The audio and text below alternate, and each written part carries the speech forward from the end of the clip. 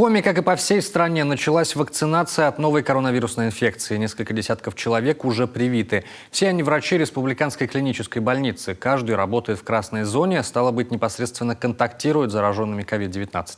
Напомним, первая партия препарата «Спутник Ви» прибыла в наш регион на прошлой неделе. Тогда же и был дан старт вакцинации. Виктория Денисова обо всем подробнее. Вот он, человек, который первый в России сделал прививку от COVID-19. Массовая вакцинация в стране началась 5 декабря. Событие грандиозное, словно полет в космос. Отсюда и название вакцины – «Спутник Ви». Технически, наверное, вряд ли я первый, потому что была обширная третья фаза клинических исследований, где до 40 тысяч добровольцев набирали. Поэтому я просто первый из тех, кому эта возможность предоставилась уже в рамках гражданского, так сказать, внедрения. Поэтому, конечно, я этому очень рад.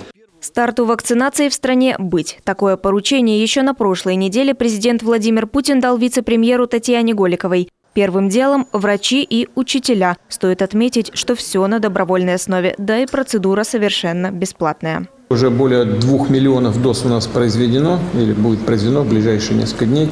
Достигнет такого уровня производства первой зарегистрированной в мире вакцины против коронавирусной инфекции «Спутник Ви».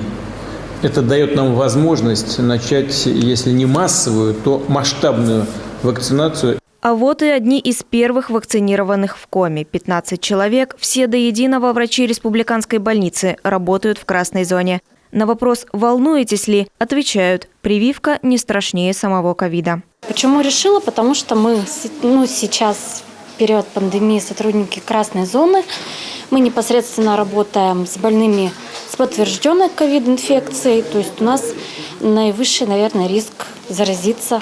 В Сыктывкарскую поликлинику номер 3 поступило 300 доз. Только для одного человека их требуется 2. Сейчас идет первый этап вакцинации, второй – через 3 недели, в 20-х числах декабря. Вакцина «Спутник Ви» состоит из 2 компонентов. Каждый из них вводится в организм человека с промежутком в 21 день. Таким образом и формируется иммунитет человека за 42 дня.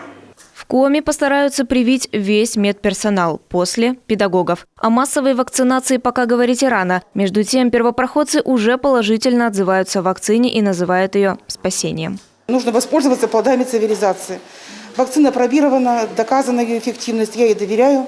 Перед процедурой обязательное обследование. Нужно сдать 2 теста на антитела и ПЦР. Результаты в обоих случаях должны быть отрицательными. Только тогда медработник будет привит. Исключение составят лишь определенные противопоказания.